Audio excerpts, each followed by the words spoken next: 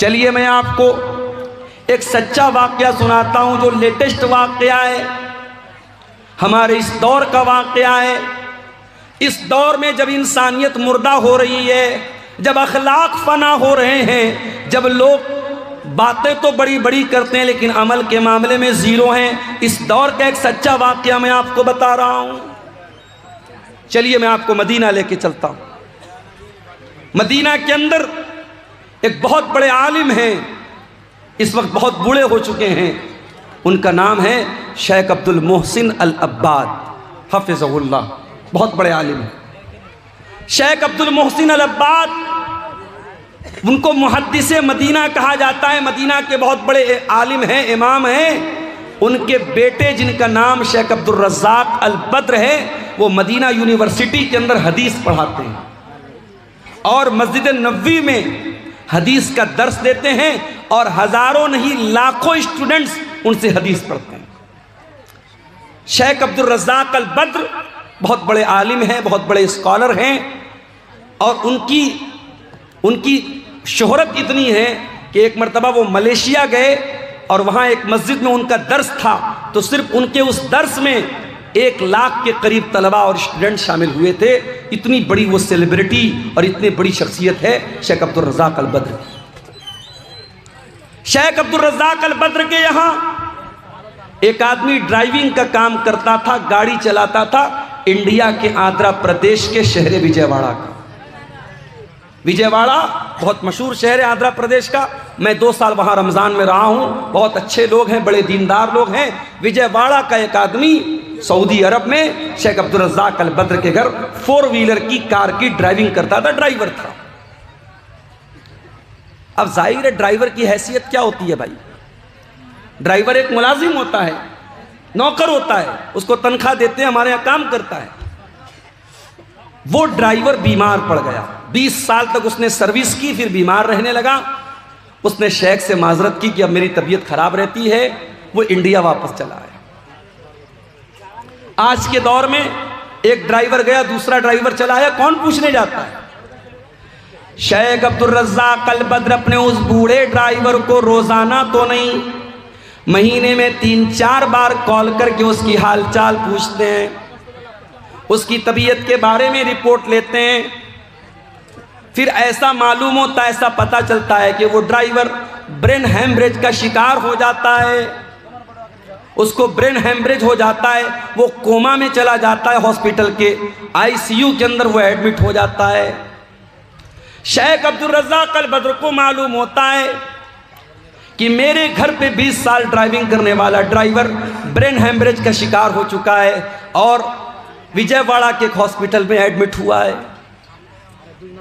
غور سے سننا میرے پیارے بھائیوں، تقریریں تو آپ نے بہت سنی ہوں گی، لیکن تقریروں میں جو باتیں بیان کی جاتی ہیں، کبھی کبھی ہم کو لگتا ہے کہ وہ باتیں اسٹیج پر تو بیان کرنے کے لائق ہیں، لیکن پریکٹیکل ان کے اوپر عمل نہیں ہو سکتا۔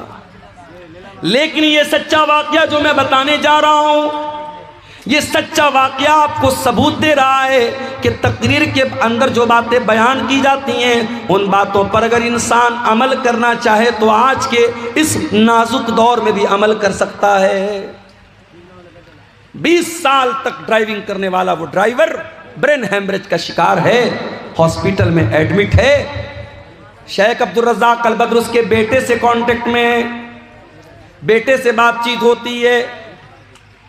ایک دن بیٹے کے پاس فون آتا ہے کہ آپ کے ابا کی عیادت کرنے کے لیے، ان کی حال چال کے لیے، ان کو دیکھنے کے لیے سعودی عرب سے شیخ عبد الرزاق البدر کی طرف سے کوئی آنے والا ہے۔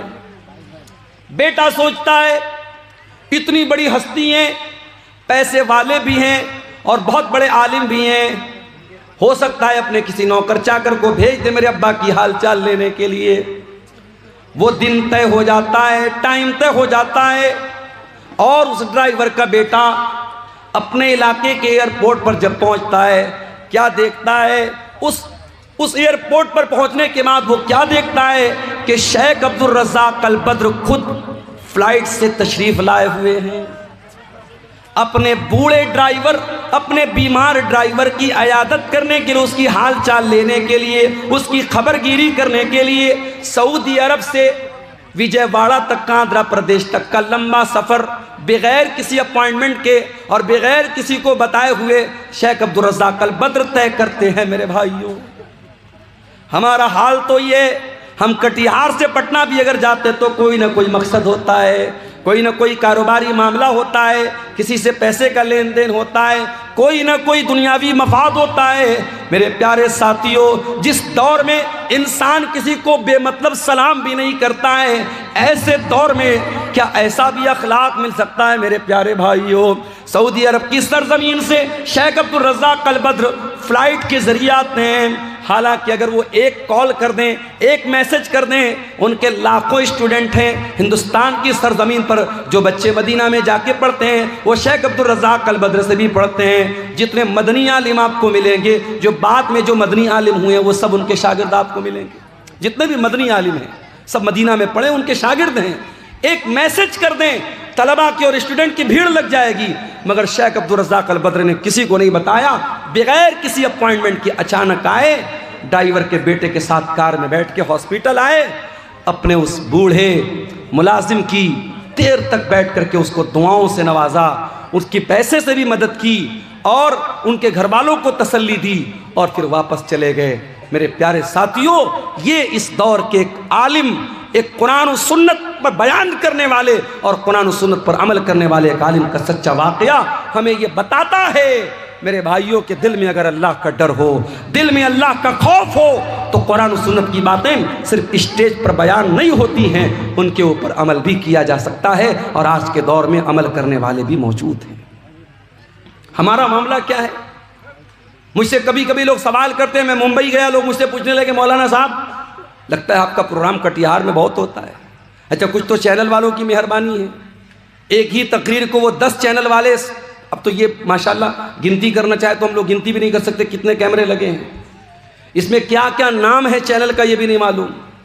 اب تو میں ڈرتا ہوں بھائی کون سی بات کب نکل جائے اور یہ چینل والے کیا اس کو عنوان دے دیں۔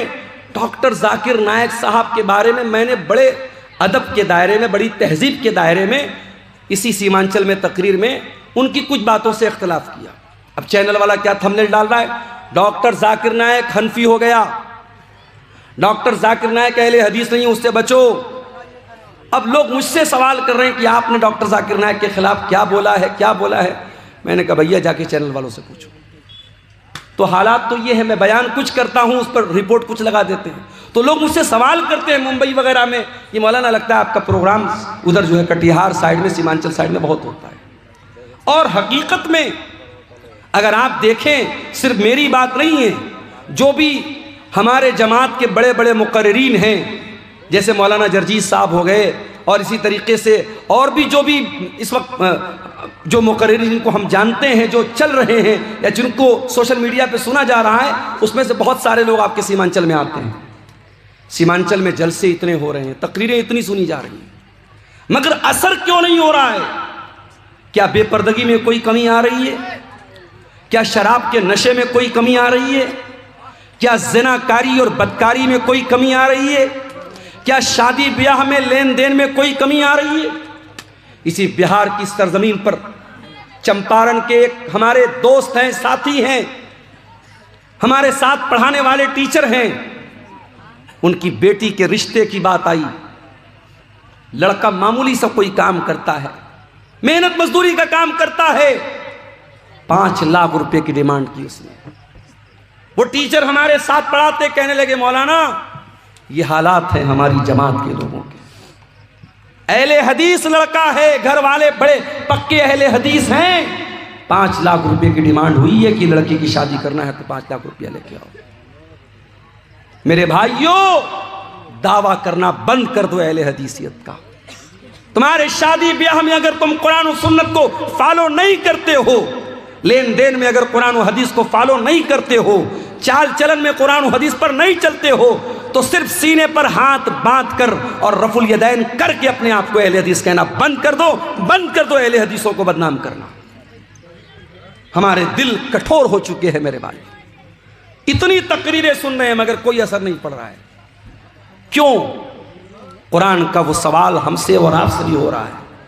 الم یان للذین آمنوا، اے ایمان والو وہ سمے کب آئے گا، وہ ٹائم کب آئے گا، وہ وقت کب آئے گا، ان تخشع قلوبہم لذکر اللہ، کہ اللہ کا کلام سن کر کے صرف تمہارے کانوں کو اچھا نہیں لگے گا، بلکہ تمہارے دل کے اوپر بھی اس کا ایفیکٹ پڑے گا، اس کا پربھاؤ پڑے گا۔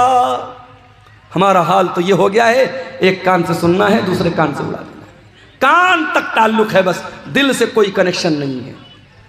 ہمارے نوجوانوں کو دیکھ لو، ہماری بہنوں کو دیکھ لو، نوجوان لڑکیوں کو دیکھ لو، ساری محنت کس پر ہو رہی ہے؟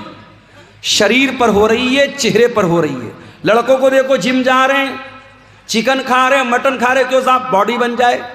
لڑکیوں کو دیکھو آدھا گھنٹہ آئینے کے سامنے کھڑی ہیں، کیا کر رہی ہے؟ میک اپ کر رہی ہیں۔ بیوٹی پارلر میں دلہن جاتی ہے، جانے کے ٹائم جو ہے وہ اس کا کلر کچھ اور ہوتا ہے، آنے کے ٹائم کلر کچھ اور ہوتا ہے، ڈیزائن پورا بدل جاتا ہے۔ آپ دیکھ لیں میک اپ پر اتنی محنت ہو رہی ہے، لیکن اس پر کوئی محنت نہیں ہو رہی ہے۔ اللہ تعالیٰ کے یہاں جس چیز کی ویلیو ہے میرے بھائیوں، فیس کی ویلیو نہیں ہے، اللہ کے یہاں ہماری باڈی کی ویلیو نہیں ہے، اللہ تعالیٰ کے یہاں ہمارے دل کی ویلیو ہے۔ ابراہیم علیہ السلام دعا کرتے ہیں، وَلَا تُخْزِنِي يَوْمَ يُبْعَثُونَ، اے اللہ تو مجھے قیامت کے دن ذلیل مت کرنا، اے اللہ تو مجھے قیامت کے دن رسوا مت کرنا۔ یوم لا ينفع مال ولا بنون، جس دن نہ مال کام آئے گا نہ اولاد کام آئے گی، الا من اتى اللہ بقلب سلیم، قیامت کے دن تو وہی کامیاب ہوگا اے اللہ جو صاف ستھرا دل لے کر کے آئے۔ تمہارے چہرے کتنے صاف ستھرے ہیں، تمہارے بالوں میں کتنی خوبصورتی ہے، تمہارا شریر کتنا خوبصورت ہے، اللہ تعالیٰ کے یہ میٹر نہیں کرتا ہے۔ ہاں اللہ کیا یہ میٹر کرتا ہے کہ آپ کا دل کتنا صاف ستھرا ہے۔ کہیں ایسا تو نہیں کہ چہرہ تو بہت اچھا ہے، باڈی تو بہت مضبوط ہے، مگر دل کے اندر گندگی بھری ہے، دل کے اندر لالچ بھرا ہے، دل کے اندر خود غرضی بھری ہے، دل کے اندر مال کی محبت بھری ہے، دل کے اندر دنیا کی محبت بھری ہے، دل کے اندر شرارت بھری ہے۔ دل صاف نہیں ہوگا میرے بھائیوں، ہم اللہ کے یہاں کامیاب نہیں ہو سکتے۔ دل پر محنت کرو، دل پر محنت کرو۔ اسی لیے اللہ قرآن کے پہلے پارے میں کہتا ہے، یہودیوں کا ذکر کرتے ہوئے، جب یہودیوں نے اللہ تعالیٰ کی بہت نافرمانی کی، بہت گناہ کیا، اللہ نے فرمایا ثم قست قلوبکم من بعد ذالک فہی کالحجارۃ او اشد قسوہ، اے یہودیوں تمہارے دل پتھروں سے زیادہ کٹھور ہو چکے ہیں، پتھروں سے زیادہ سخت ہو چکے ہیں۔ وَإِنَّ مِنَ الْحِجَارَةِ لَمَا يَتَفَجَّرُ مِنْهُ الْأَنْهَارُ، ارے پتھر بھی کچھ ایسے ہوتے ہیں کہ پتھر کے اندر سے نہریں بہتی ہیں۔ وَإِنَّ مِنْهَا لَمَا يَشَّقَّقُ فَيَخْرُجُ مِنْهُ الْمَاءُ، پتھر تو کچھ ایسے بھی ہوتے ہیں کہ پتھر پر جب بار بار پانی کی بوندیں پڑتی ہیں تو پتھر میں سوراخ ہو جاتا ہے اور پتھر سے پانی رس رس کر کے بہنے لگتا ہے۔ اے یہودیوں، اے اہل کتاب، تم نے اتنا اللہ کو ناراض کیا ہے، اتنے غلط کام کیے ہیں، اتنے اللہ کو ناراض کرنے والے کام کیے ہیں کہ تمہارے دل تو پتھروں سے زیادہ سخت ہو گئے۔ قرآن نے تو یہودیوں کے بارے میں کہا تھا۔ معاف کرنا میرے بھائیوں، ہمیں اور آپ کو اس آیت کو اپنے اوپر بھی آج اپلائی کرنے کی ضرورت ہے۔ کہیں ایسا تو نہیں کہ ہمارے دل بھی پتھروں سے زیادہ کٹھور ہو گئے۔ وہی قرآن جو قرآن ڈاکو سنتا تھا تو سدھر جاتا تھا، توبہ کر لیتا تھا۔ ایک ڈاکو تھا جس کا نام تھا فضیل ابن عیاض، اس کا کام تھا ڈاکہ ڈالنا، لوگوں کے مکان میں جا کے چوری کرنا، لوگوں کا مال ہڑپ لینا، لوگوں کا پیسہ چوری کر لینا۔ ایک دن رات کا وقت تھا، ایک مکان کی چھت پہ جا کے کودتا ہے، رات کا سناٹا ہے، فضیل ابن عیاض ڈاکہ ڈالنے کے لیے، چوری کرنے کے لیے گیا ہے، ایک مکان کی چھت میں کودتا ہے، دور سے کوئی اللہ کا بندہ اپنے گھر میں بیٹھ کے قرآن کی تلاوت کر رہا ہے، اس کی تلاوت کی آواز فضیل ابن عیاض کے کانوں میں پڑتی ہے، اور اتفاق سے وہ انسان قرآن کی یہی آیت پڑھ رہا ہے، أَلَمْ يَأْنِ لِلَّذِينَ آمَنُوا أَن تَخْشَعَ قُلُوبُهُمْ لِذِكْرِ اللَّهِ، اے ایمان والو کیا ابھی وہ سمے نہیں آیا کہ اللہ کا کلام سن کر کے تمہارے دل پگھل جائیں، تمہارے دل کانپ جائیں، تمہارے دل نرم پڑ جائیں۔ جب یہ آیت حضرت فضیل ابن عیاض کے کان میں پڑی، کہا اے اللہ میں تیرا اتنا گنہگار بندہ ہوں، کوئی رات میں بیٹھ کے قرآن کی تلاوت کر رہا ہے، کوئی قرآن پڑھ رہا ہے، اور میں بیٹھ کے لوگوں کا مال چوری کر رہا ہوں، میں ڈاکہ ڈال رہا ہوں۔ اے اللہ میں توبہ کرتا ہوں تیری بارگاہ میں، وہ ٹائم آ گیا ہے اللہ جس ٹائم کے بارے میں تو پوچھ رہا ہے کہ وہ سمے کب آئے گا، وہ سمے آ چکا ہے۔ فضیل ابن عیاض نے سچی توبہ کی، وہاں سے نکلے، ایک جگہ اندھیرا تھا، بارش کا موسم تھا، لوگ ایک جگہ رکے ہوئے تھے ایک مکان میں اور آپس میں باتیں کر رہے تھے، رات بہت ہو گئی ہے، اب ہمیں یہیں رک جانا چاہیے۔ کسی نے کہا نہیں یہاں رکو مت، ہمیں چلنا چاہیے، کیا پتہ فضیل ابن عیاض نام کا ڈاکو کہیں چھپا ہو اور ہمیں پکڑ کر کے ہمیں لوٹ لے، مار لے، اس سے پہلے کہ ہمارا مال چوری ہو جائے، ہمیں یہاں سے نکل جانا چاہیے۔ فضیل ابن عیاض نے آسمان کی طرف دیکھا، کہا اے اللہ تیرے بندے آج مجھ سے ڈرتے ہیں، انہیں ڈر ہے فضیل ابن عیاض نہ آ جائے، میرا مال چوری نہ ہو جائے، میرے مال پہ ڈاکہ نہ پڑ جائے۔ اے اللہ آج تیرا بندہ تجھ سے سچی توبہ کرتا ہے اور تجھ سے وعدہ کرتا ہے جب تک زندہ رہے گا تیرے گھر کو نہیں چھوڑے گا، اپنی ساری زندگی تیرے گھر کے لیے قربان کر دے گا، تیری مسجد کے لیے قربان کر دے گا۔ فضیل ابن عیاض توبہ کرتے ہیں اور وہاں سے وہ مکہ آتے ہیں اور ساری زندگی اپنے آپ کو خانہ کعبہ کے ساتھ جوڑ لیتے ہیں اور اتنے بڑے عالم بن جاتے ہیں، اتنے بڑے امام بن جاتے ہیں کہ ان کو اپنے دور کا سب سے بڑا عالم مانا جاتا ہے اور سب سے بڑے بڑے زاہد اور عابد لوگوں میں ان کا شمار ہوتا ہے۔ قرآن تو وہی ہے میرے بھائی، قرآن وہی ہے، قرآن کی آیتیں وہی ہیں۔ ایک ڈاکو نے سنا اور توبہ کر لی، اور ہم اور آپ اس قرآن کو سنتے ہیں اور ہمارے دل پر کوئی اثر کیوں نہیں ہوتا؟ قرآن جواب دے رہا ہے ثم قست قلوبکم من بعد ذالک، تمہارے دل پتھروں سے بھی زیادہ کٹھور ہو چکے۔ اتفاق سے رمضان کے لاسٹ میں عمرہ کرنے کا موقع ملا، اللہ کے فضل و کرم سے، اس کی توفیق سے۔ اب عمرہ کرنے بھی جو لوگ جاتے ہیں، اللہ معاف کرے، اللہ رحم کرے، عمرہ کی برکت بھی دھیرے دھیرے ختم ہو رہی ہے۔ وہاں بھی صاحب طواف ہو رہا ہے، ساتھ میں سیلفی لی جا رہی ہے۔ اب بالی ووڈ کی بڑی بڑی ہیروئنیں صاحب ساری زندگی وہ ننگا پن کرتی رہیں، ناچتی رہیں، گاتی رہیں، اب وہ اپنے گناہوں کو دھونے کے لیے کیا کر رہی ہیں؟ عمرہ کرنے جا رہی ہیں، عمرہ کرنے گئیں۔ اب وہاں کیا ہے صاحب، فوٹو شوٹ ہو رہا ہے۔ مدینہ کے اندر پہنچی تو جو بڑی بڑی چھتری لگی ہے مسجد نبوی کے اندر، اس کے نیچے، میں ایک بالی ووڈ کی ہیروئن نام نہیں لوں گا ورنہ چینل والے بھی فٹ فٹ سے تھمبنیل ڈال دیں گے، وہ بیچاری جا کے وہاں فوٹو شوٹ کر رہی ہے اور آ کر کے پھر اپنا فلمیں بنانے لگی، پھر وہ سارے کام جو فلمی دنیا کے ہو رہے تھے وہ ہونے لگے۔ اب دھیرے دھیرے عمرہ اور حج کی روحانیت بھی میرے بھائیوں ختم ہو رہی ہے۔ پہلے وہ دور تھا لوگ جب عمرہ کرنے جاتے تھے، حج کرنے جاتے تھے، جب واپس لوٹتے تھے تو دل کی دنیا بدل جاتی تھی، دل کی دنیا بدل جاتی تھی، ایک چینجنگ آ جاتی تھی، ایک پریورتن آ جاتا تھا۔ آج کوئی پریورتن نہیں آ رہا ہے، آج پیسہ والا ہے چلو بھائی چلو، جیسے لوگ پکنک منانے جاتے ہیں، کوئی ممبئی جاتا ہے، کوئی کولکتہ جاتا ہے، کوئی دلی جاتا ہے، چلو ہم عمرہ کر کے چلے آئیں۔ اب عمرہ کو بھی لوگوں نے پکنک بنا دیا ہے۔ سچے دل سے کوئی عمرہ کرے، اگر کوئی اپنے حلال کمائی سے اور سچے دل سے کوئی حج اور عمرہ کرے، اللہ کے نبی نے فرمایا کہ لگاتار حج اور عمرہ کرنے سے انسان کے گناہ مٹ جاتے ہیں اور انسان کی غربت اور فقر و فاقہ ختم ہوتا ہے، انسان کے مال میں برکت ہوتی ہے۔ مگر افسوس ہمارے دل اتنے کٹھور ہو چکے ہیں کہ آج ہم اور آپ عمرہ کرنے اور حج کرنے جا رہے ہیں تو وہاں بھی ہم دنیا داری کر رہے ہیں۔ میرے پیارے ساتھیوں، یہ دل کے کٹھور ہونے کی علامت ہے۔ حرم کے اندر آج بھی جب قرآن پڑھا جاتا ہے، اللہ کی قسم کھا کر کے کہتا ہوں، آپ بہار کے سیمانچل کے رہنے والے، آپ کو عربی زبان تو نہیں آتی ہوگی عام طور سے، آپ عربی زبان کا مطلب نہیں جانتے ہوں گے، مگر امام جب حرم کے اندر قرآن پڑھتا ہے ایسا لگتا ہے کہ قرآن ہمارے دلوں کو چیر رہا ہے. جب عذاب کی آیتیں آنے لگتی ہیں, جب جہنم کی آیتیں آنے لگتی ہیں اور حرم کا امام اس آیت کے اوپر رونے لگتا ہے, میں دیکھتا ہوں مسلیان بھی رونے لگتے ہیں, میں دیکھتا ہوں اس میں افریقہ کا کالا بھی رو رہا ہے, اس میں یورپ کا گورا بھی رو رہا ہے, اس میں بنگلہ دیش کا بنگالی بھی رو رہا ہے, اس میں انڈیا کا انڈین بھی رو رہا ہے. جن کی زبان عربی نہیں ہے, جن کو عربی زبان نہیں آتی ہے, جو عربی زبان کو نہیں سمجھتے, مگر قرآن کی ایسی کیفیت ہے میرے بھائیوں, قرآن کا ایسا اثر ہے کہ قرآن ڈائریکٹ دل پر اثر کرتا ہے. اسی لیے میں اکثر اپنے نوجوانوں سے کہتا ہوں کہ کیا میوزک کے چکر میں پڑے ہو, کار چلا رہے ہو میوزک بجا رہے ہو. ابھی میرا ایک پروگرام تھا دربھنگا میں, اب ڈرائیور بیچارہ غیر مسلم تھا, رات کا ٹائم تھا, مجھے جلدی نکلنا بھی تھا, صبح کلاس بھی کرنی تھی.